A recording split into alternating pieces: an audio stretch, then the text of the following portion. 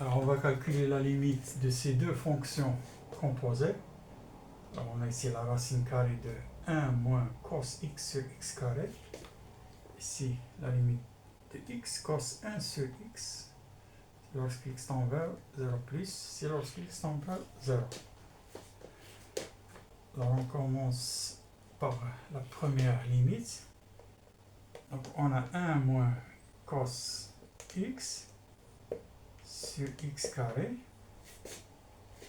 est égal à 1 moins cos x que multiplie 1 plus cos x, on multiplie par 1 plus cos x au numérateur et au dénominateur. Donc 1 plus cos x sur x carré.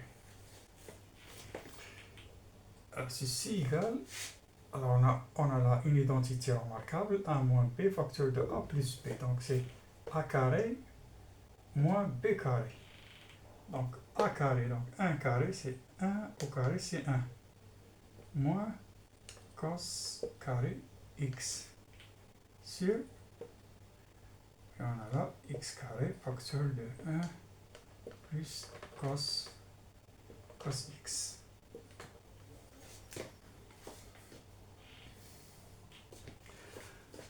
Alors, on a l'identité remarquable.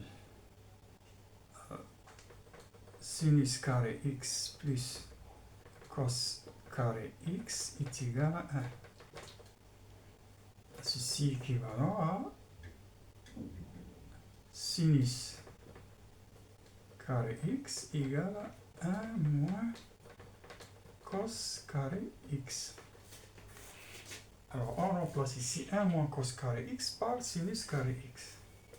Ce qui nous donne ici sinus carré x sur x carré facteur de 1 plus cos x.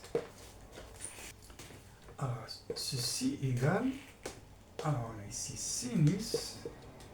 sinus carré x sur ici x carré que multiplie par 1 sur 1 plus cos x.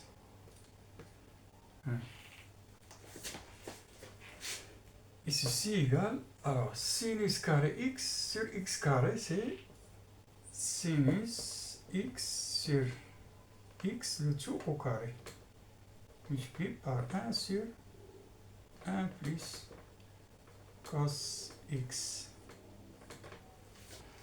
Alors, la limite,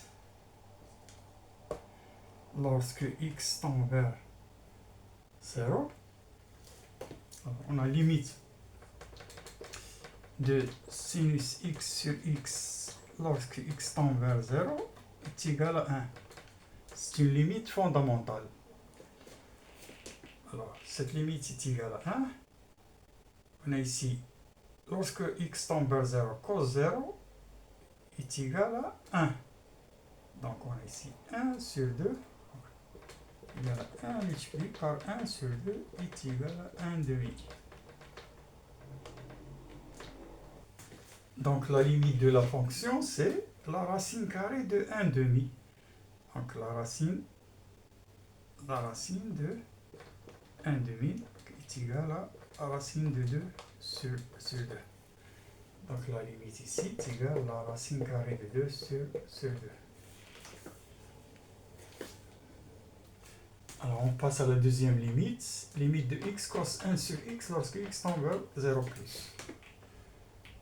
Alors, ici, on a x cos 1 sur x est égal à cos 1 sur x sur, ici c'est 1 sur x. Alors on pose 1 sur x égale à t. Alors ceci équivalent à 1 sur t égale à x. Alors quand x tend vers 0 plus t tend vers x tend vers 0 plus 1 sur 0 plus, donc plus l'infini. Et la limite devient limite. Alors on a x, c'est 1 sur t. Donc 1 sur t et cos t lorsque t tend vers plus l'infini.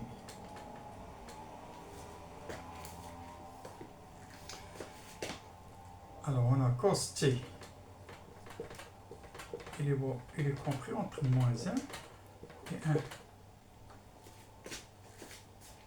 Alors si on divise ici par t, puisque t tend vers plus l'infini, donc c'est positif, ici, sur t sur t.